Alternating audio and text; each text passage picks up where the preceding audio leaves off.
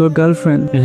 Hello hello, মা, কেমন আছো তুমি? তোমার শরীর কেমন? আমি ভালো আছি বাবা। তুই কেমন আছিস? কত বছর তোকে দেখি না, একটা কলও করতে পারি না। রাত বাবার সাথে আমার দোষ কি ছিল?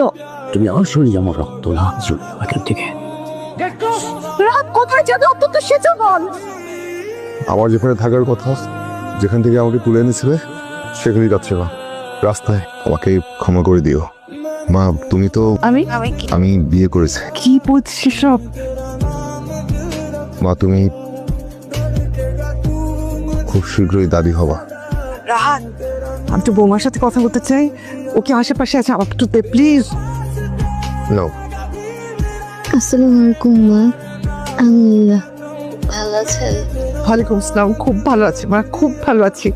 এই মুহূর্তে আমার চেয়ে ভালো আর কেউ থাকতে পারে না। তুমি ভালো আছো? তোমার নিজের যত্ন নেবে মা। ঠিক আছে, এই সময়টা খুব সাবধানে থাকতে হবে। আর কিছু লাগলে আমাকে বলবে। রাতুল তো আছেই, এই জীবনে একটা ভালো কাজ করেছে। আমার তোমাদের দেখতে খুব ইচ্ছা করছে মা। অনেক অনেক দোয়া মা। আমি থ্যাংক ইউ। কেমন ছিল সারপ্রাইজটা? কান্না করতেছো?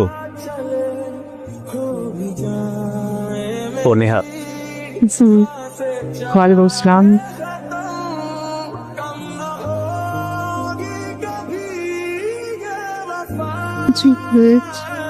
হ্যাঁ, না কি হবে? ওর চেহারা তো ভারী মিষ্টি। আমাকে একটু হেল্প করো তো, আসো। আমি চুজ করতে পারছি না কোনটা এটা।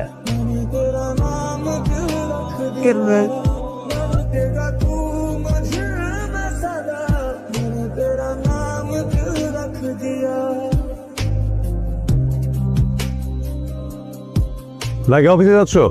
হ্যাঁ, আজ তো লেট করে আসলি। যাও, পরে যা। কিছু লাগলে আমাকে কল করিস। যাচ্ছি। তাহলে থাক, অফিস শেষ করে আসি। হাত তো দাও। হাত কেন? এটা নিয়ে যাও আজকে। আরে না, এটা তোর। এটা কখনই আমার ছিল না। ও সবসময় তোমাকে খুঁজে বেড়াতে। রাখ তো। ওঠো না, ওঠো ওঠো, বসো, এটা নিয়ে যাও।